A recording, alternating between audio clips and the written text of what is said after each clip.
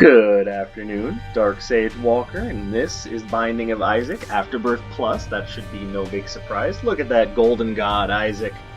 My goodness, that's one buff boy. We be buff boys! Alright. Well, let's get into things, and maybe with some luck I'll find the missing poster. If I do that, then we'll be doing just fine. That sounded weird. I'm not going to say that anymore. Let's see. I haven't done much with Eve. Well, I have mentioned that I find Azazel to be Captain Boring, so let's just go ahead and try to get him through the cathedral and chest path. And then slam my head on a door, because that just sounds like the smart move. Thank you, Cecil. I appreciate that. Yes, my birds are out and doing their thing right now. So they might get a little loud. Alright, Serpent's Kiss will definitely... Man! Okay, let's forget that happened, because that was embarrassing.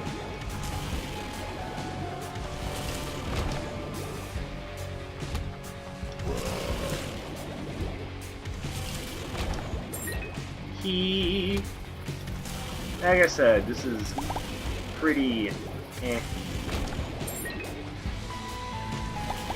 kind of find playing as Azazel to be a bit of a flatline, if I may be honest.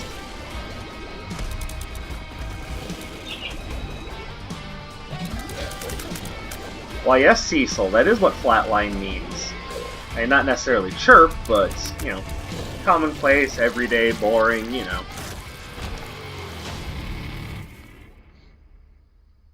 He's learning. He'll figure things out. I don't think they're used to me playing this game yet, so...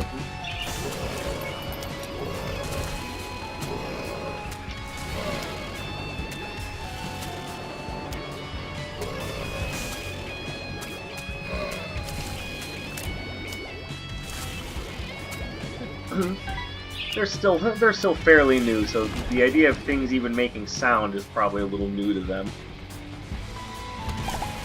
Which is okay.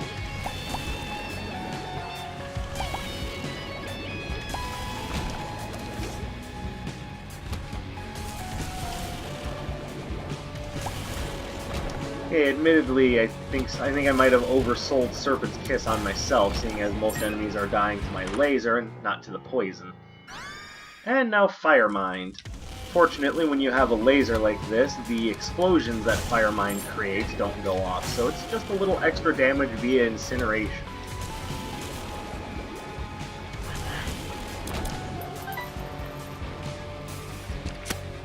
Okay, that room is not helping anybody.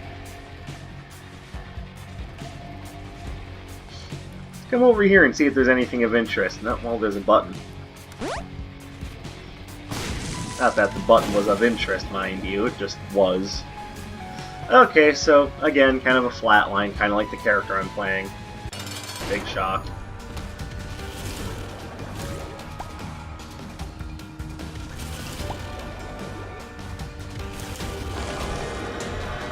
Alright, now let's see if this buys me anything interesting. Yeah, like the mark. There we go. Alright, all is well with the world. At least with the world of Isaac, because, you know, our world has issues. Issues with all sorts of things. Unnecessary drama, silly shit happening all the time. Something's wrong. It keeps the world interesting, but not interesting in the way that, you know, would sell tickets to a movie, per se. Oh, no, get away from me. Alright.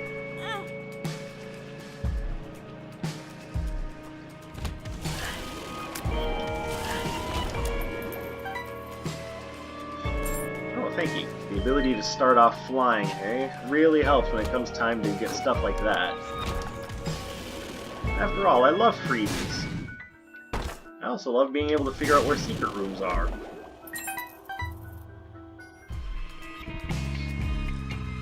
One of the things that's been going on as of late that I want to touch up on is the game Anthem. Now, I know that there's been plenty of coverage of that game already, and how well it's doing, or rather how well it's not doing. Yeah, free bombs, why not?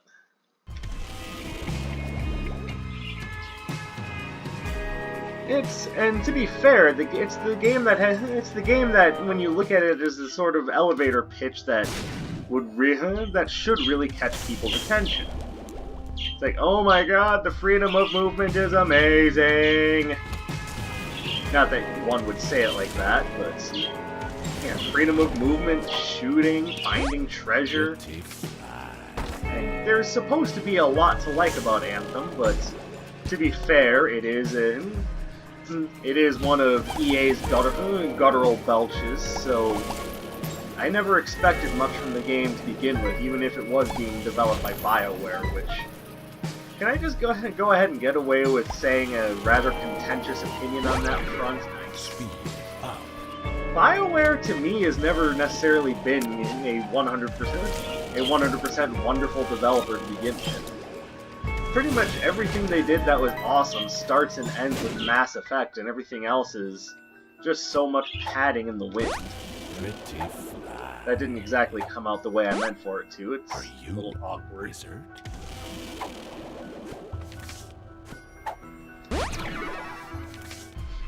But the message remains the same. I just don't... Oh, okay. That was not smart of me. I just don't think that they are the immaculate game development studio that people seem to think they are. Hey, yeah, sure, guys, you can disagree with me all you want about that, but remember, I'm the one oh, boy. An already easy run just turned into a complete flatline. Alright, well, this is an opportunity to donate coins, since I really don't need... And then they won't even let me do that! They won't even let me donate coins! Okay, well... Not much I can do about that, just go with the flow, I guess. Alright. Yeah, this is gonna be another easy one to put in the books. I can probably just do boss rush just because I feel like doing it.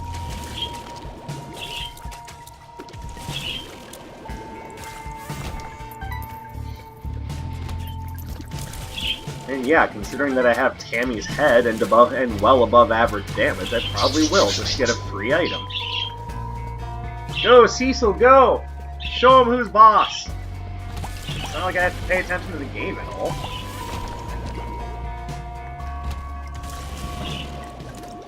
Next time I record a video, I swear I'll play as a character that's more interesting than Azazel. But the quicker I can get his post-it note done, the quicker I can ignore him forevermore on the character select screen. How about that?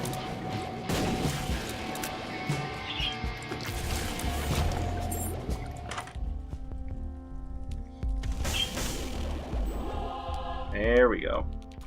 I see you there, battery baby. I should have picked that up instead of what I did.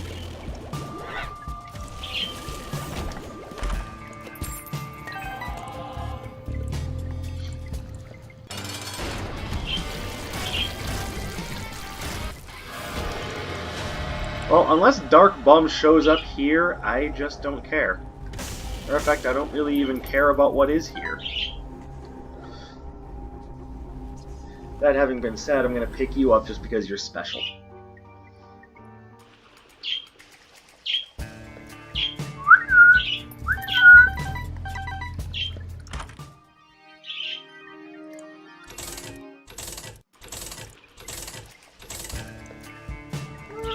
Contagion? Yeah, why not?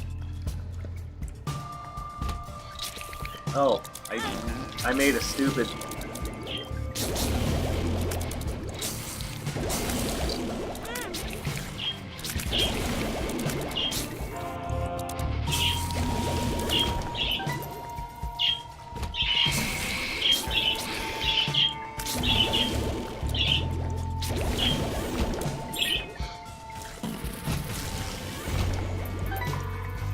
Alright, now we'll pick up Battery Baby. I I believe it's called Charge Baby, actually. I just keep calling it Battery Baby because it's a baby that looks like a battery. I know, crazy logic.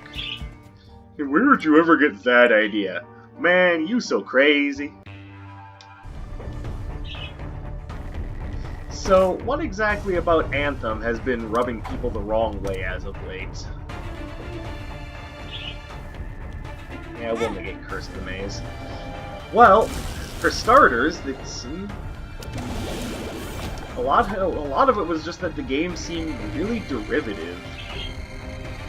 And it's not necessarily the worst thing in the world. To be fair, there's worse things to be than, you know, something that people tend to like. But it just didn't do the job very well. There's something about the way that the game has progressed that just didn't do it for most of the people that did play it. And as has been mentioned before, I'm sure that there is something about the game that's like, for one, it will probably get better. I will say that much about it. But let's not mince words here.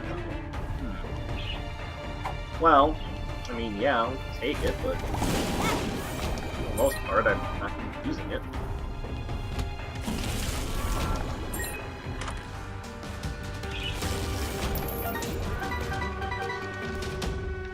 For a lot of people, the combat was dull and was a bit dull and monotonous, even if there were really cool things like, for starters, the whole Iron Man thing. Hence the really cool movement and with some of the suits, one of them even looks a little bit like the Hulkbuster. That's neat. I will say I liked that, even if I absolutely hate EA. I can at least appreciate the idea that they let BioWare make a game that has the closest thing we're ever going to get to piloting the Hulkbuster ourselves.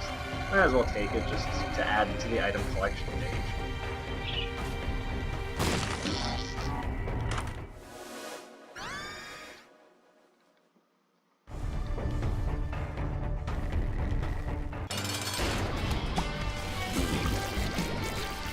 Oh, it always feels good to do that to bloat. Fuck that dude. Guppy's Paw. I mean, that's a step towards Guppy for sure, so I'll take it, even if it hurts my overall health, but let's be honest here, it's not like I'm taking damage.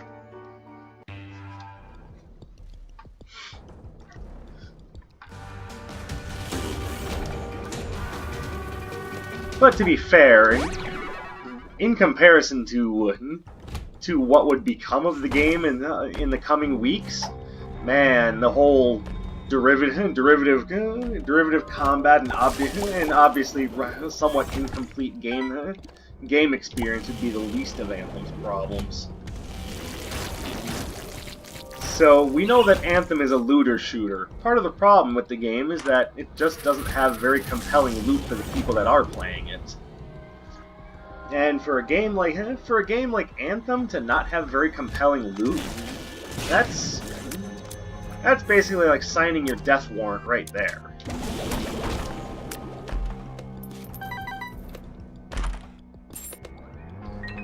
It's kind of like someone took the design document for Borderlands and then just used it as toilet paper in order to basically describe their pitch for the game. It's Pyro. I've had that item before, though, so I'm not too worried about it. I've got too many familiars as it is. Piss off. I'll definitely take the relic. Well, I can pretty much kiss my health problems goodbye. Every few rooms I'm going to be generating more soul hearts. That's just perfect for a guy like me. I don't know how to follow that up, so just pretend like I said something clever there.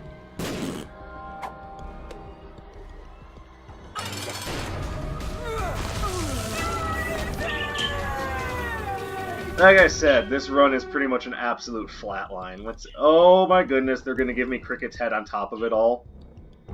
Oh, wow.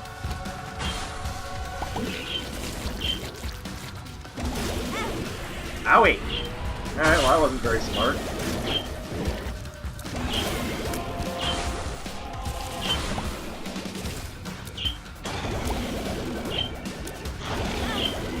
Okay, can I not be stupid now? I don't know, can you? Are you capable? Yeah, shut up. Oh, wow.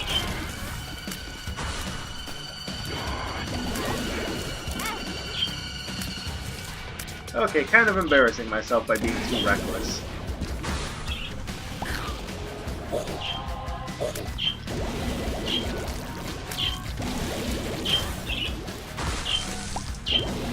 Oh, jeez.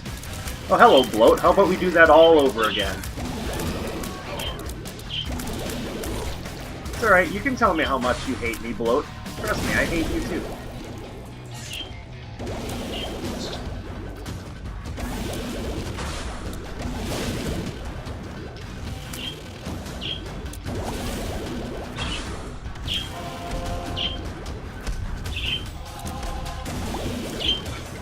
It's amazing how easy an Azazel run can get. All it takes is a couple of items that just tilt the whole thing.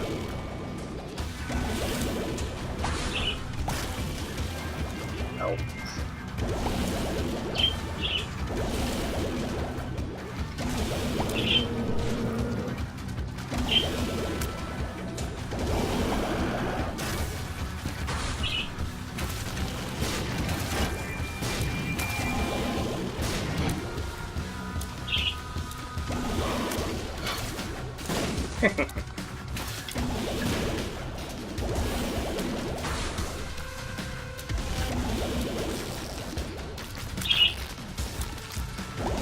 Well, thank you, Monstro for doing half my job for me.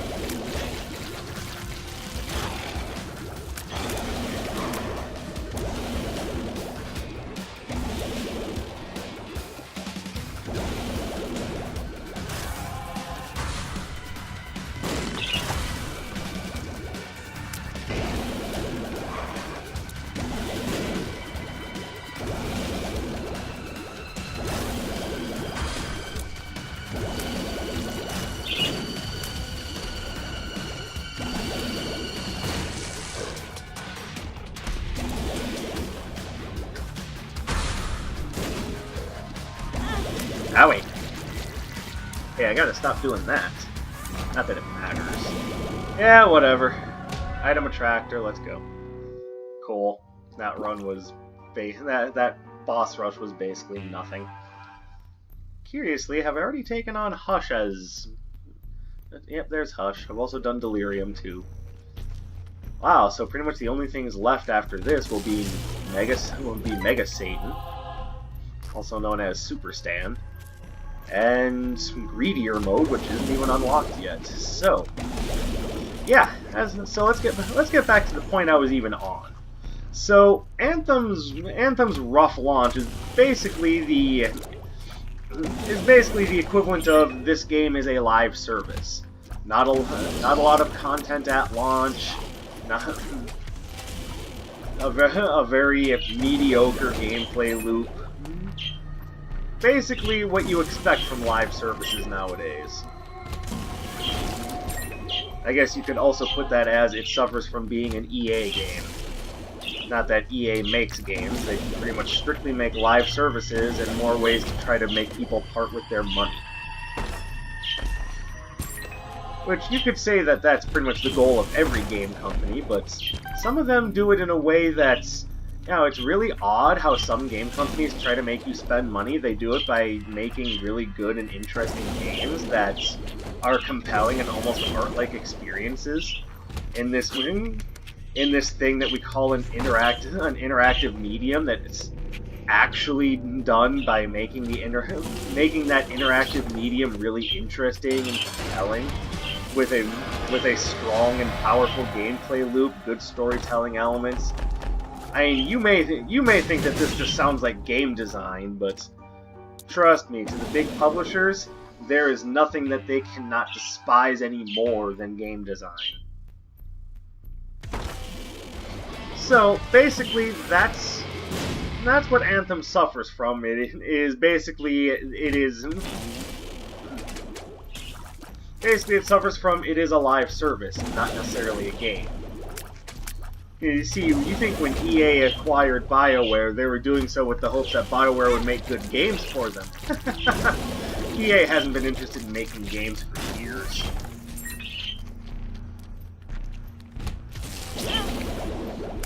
As evidenced by the idea that all Anthem really is an MVP, and take that for the massive air quote statement that it is, because in this case I don't mean most valuable player. I may have talked about this before, but basically all Anthem is what's considered a minimum viable product. It's not necessarily engagingly good. It's barely even been quality tested. Matter of fact, I suppose I could be forgiven for thinking it wasn't quality tested.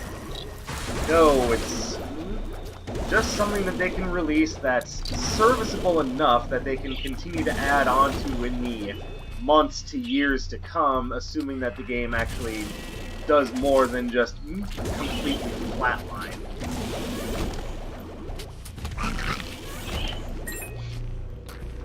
Because that is what the games as a service model does, is basically let people never have to actually complete anything anymore. I've said before that I feel that games can be a form of art. But anything that's considered art has definitely had one thing be universally true of it. And that's that it has some sort of ending point. There are very few novels that are released that promise that the next chapter of the novel will be out in a couple of months to download. Although again, in this era of everything being digital and electronic, I wouldn't be surprised if that's how novels started working.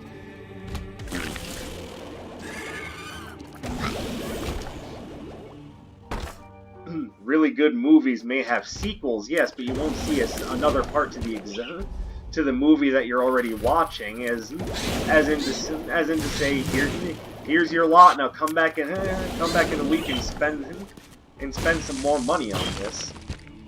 You know, and while you're at it, bring 4 or 5 more friends to buy more popcorn and drinks. Popcorn and drinks at the movies being the equivalent to taking out a small mortgage for most of us. Oh, that sucked.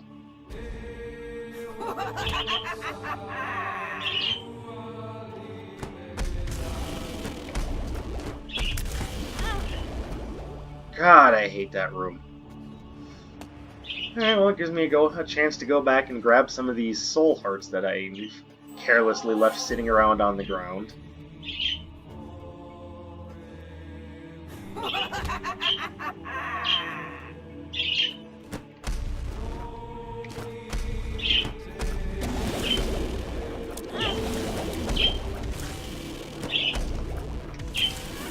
Alright, there. Very rarely do I get caught by Mom's hand, or as we call it by its original name, Wallmaster.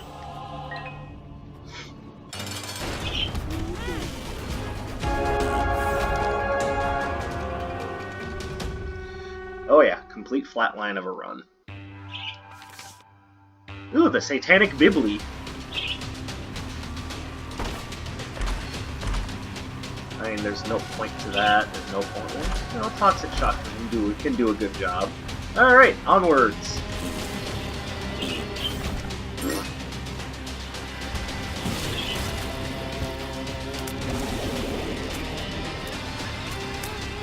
Come on. There you go. Good boy. God, I need to stop doing that. I may be a close-range character, but it doesn't necessarily mean up-your-nose range.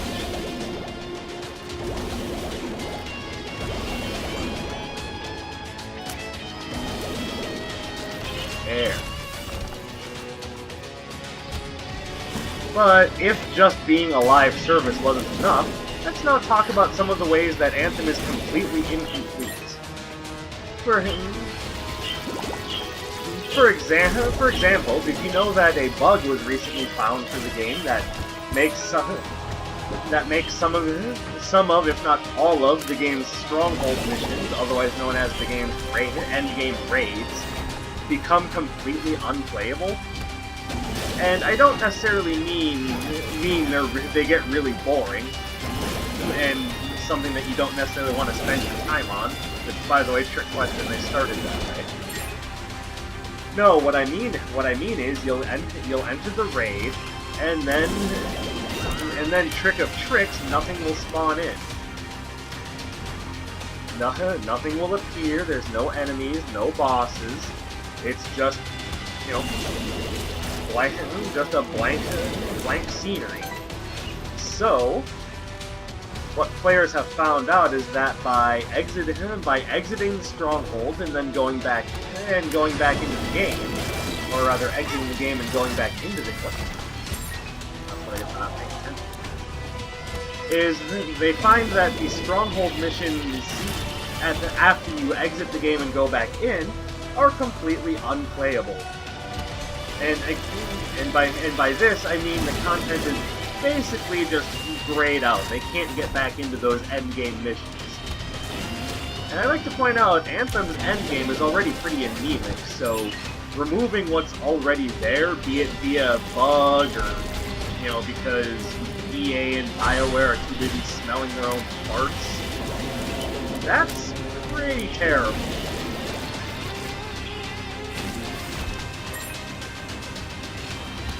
This is a problem that, by all rights, they should probably be addressing sooner rather than later. Because that's basically taking a hacksaw to their own wallets at that point. But the problems don't end there, because it was also recently found that, you know, all in a looter shooter, I'll remind you, all of these really powerful, really strong endgame masterwork weapons that people have been grinding for, that people have been putting all sorts of time and effort, heart and soul into unlocking, yeah, none of them are stronger than the beginning gun. Not a single one of them. The damage numbers that pop up say that they're stronger, but this is a lie.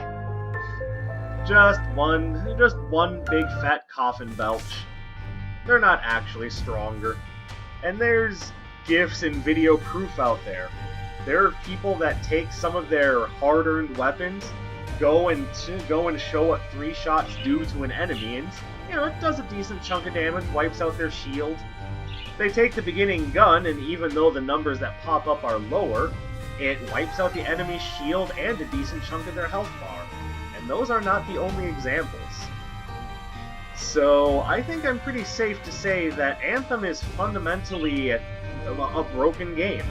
It's not complete, and at this point, I would say that not only is the game itself fucked, but EA's vision of games as a service has been a complete failure. And I think we need to just go back to making games. Do you think we can do that? Can we just make games, make compelling experiences that people can enjoy? I don't think that's asking too much, and I'm hearing that my birds agree with me.